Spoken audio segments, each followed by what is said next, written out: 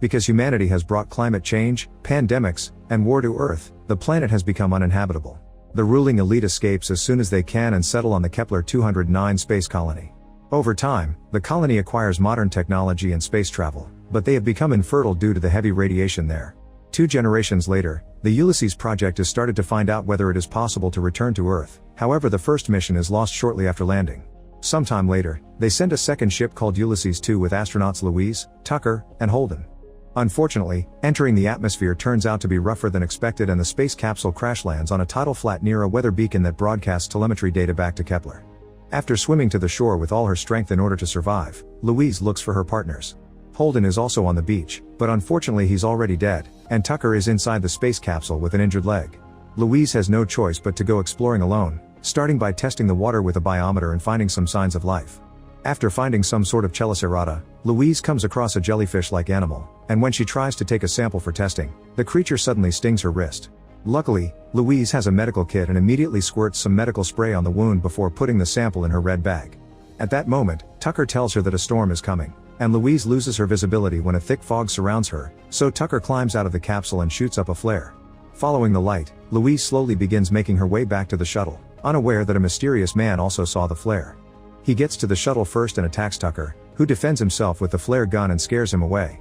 By the time Louise finally crosses the fog, she finds out that Tucker and the shuttle have been taken somewhere else. She can hear Tucker yelling for help, so she uses the scope on her gun and notices a group of people dragging her shuttle. Suddenly another group attacks her from behind and Louise loses consciousness. Sometime later, Louise and Tucker wake up in a large pit of water, and they're shocked to find there are survivors closing the lid. Seeing Tucker's injuries getting worse, Louise climbs up and through a hole she asks for medical supplies, but it is too slippery and she falls. At that moment a rope is thrown down by a mysterious figure, and Louise finally climbs out to find a whole community of fertile humans known as the Muds. Louise can't believe she's seeing children again. Unfortunately she doesn't understand their language and she gets dragged away as the Muds use gestures to ask her to help the man whose face was injured by Tucker's flare. Louise tries to explain she needs her supplies and finally Narvik shows up. She knows how to speak English and takes Louise to her shuttle. Finding the medical tools is easy, but Louise also notices that someone has removed all the technology from the ship. When she hesitates to move, she's pushed to the ground and asked to behave. Afterward Louise heals the injured man with the spray, using the chance to hide some medical supplies in her clothes. She also notices someone has her red bag, knowing the biometer is inside. When she's thrown back in the pit, she gives Tucker medicine while telling him about all the kids and babies she saw. Since their ship is broken, she believes that they must find the biometer and use it to call for help.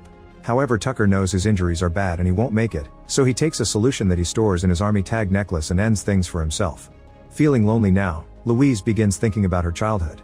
Her father Blake had also been an astronaut and he was lost with the first mission. When she was a child, Blake gave her a matchbox with 3 famous astronauts on the front and showed her he had one of his own so they could match. He also told her to light one at a certain time and he would do the same, promising that before the last one was gone, they would be together again. The phrase "for the many," which Louise repeats all the time, had been taught to her by her dad so she would learn to care about the greater good. The flashback fades and it's revealed that Louise only has one match left. At that moment, the tides finally come in and start to fill the pit, so Louise begins climbing up again. Grabbing onto the lid, she asks for help, and a guy accepts to take her out and tie her to one of the community's boats. Louise behaves to gain their trust while watching Annette retrieve Tucker's body. As the boat takes off in the middle of the night, Louise watches Tucker's body being sent away on a raft and this inspires another flashback. Louise's father told her that the people had plundered Earth's resources and showed her a tree seedling, which would not grow on their space colony. Unfortunately he left shortly after that and Louise could never see if the experiment with the seedling was successful. The next morning, the water begins to recede and Louise is thrown back in the pit.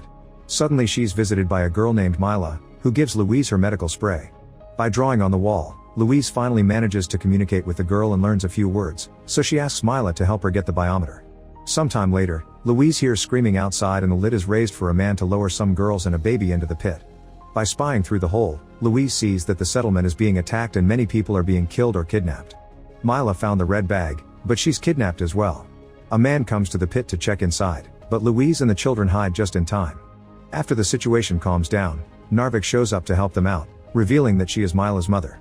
After picking Mila's doll and Tucker's flare gun, Narvik runs off to save her daughter. Louise follows her because she wants to help her to save Mila, but Narvik isn't sure she can trust her even if she does share some food with her. At that moment they can hear Mila's screams from afar, so the two women climb on a big rock and learn that the captives are being taken away on a boat. Louise tells Narvik to shoot the flare gun into the sky as a distraction, but Narvik wants to attack blindly, so Louise has no choice but to knock her out. Then Louise shoots the flare, and the men begin looking for the source of the light. While they are distracted, Louise jumps into the water with the fog acting as cover and she quickly swims to the boat. After climbing up, she finally finds her red bag in a net, but before she can leave, the men come aboard as well. Louise has no choice but to hide with Malia and the other prisoners. Eventually the boat stops at an enormous cargo ship capable of withstanding the frequent floods and storms. The prisoners are taken to a guard named Paling, who decides where each of them goes. The boys are sent to work while Mila and the other girls are taken away. Then Paling finds Louise's gun in the red bag, and while looking for the owner, he realizes Louise isn't a local. Paling takes her through a corridor, and after searching her, he introduces her to the ship's leader Gibson, who turns out to be a survivor of the Ulysses 1 and remembers Louise from when she was a kid. Louise tells him what happened to her ship and about the missing biometer, and in return Gibson tells her of his group's first encounter with the Muds when they arrived. Blake had been very good with the locals, but one day, they suddenly rebelled and destroyed the Ulysses 1 capsule along with its communication equipment, killing Blake in the process. Apparently Blake had a plan to build a giant dam and use the ocean as electricity, so Gibson discusses with Louise the chances of bringing people from the colony back to Earth. Their conversation is interrupted by Gibson's adopted son Neil, who gifts Louise an origami space shuttle. After giving Louise a tour of the place to show off the dam, Gibson takes Louise to a cabin where she can stay for now. She immediately goes to bed and tries to deal with her grief while remembering more science lessons with her father. The next morning after a shower, Louise finds blood between her legs and realizes that she is fertile, so she could reproduce here. Afterward she's taken to a class full of the daughters of the Muds, including Mila, who doesn't look very happy. Gibson is educating them, and after they share a song, he gives them the chance to ask Louise all kinds of questions about the space colony. Once the class is over, Louise goes for a walk and finds Neil, who gets private lessons instead of joining the others. He likes Louise because he loves astronauts, and after she helps him with his math homework, he shows her a secret that keeps hiding behind a curtain. It's a small tree growing in a jar. Recognizing the experiment, Louise asks Neil how he learned to do that, and he replies that there is a strange man living in a cabin next to the engine room. Louise wants Neil to take her there, but he isn't supposed to talk to the man at all and refuses.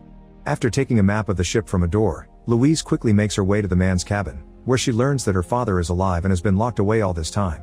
At that moment, Gibson shows up and begins justifying his lies by explaining that Blake actually led the rebellion because he sided with the Muds after falling in love with a Mud woman.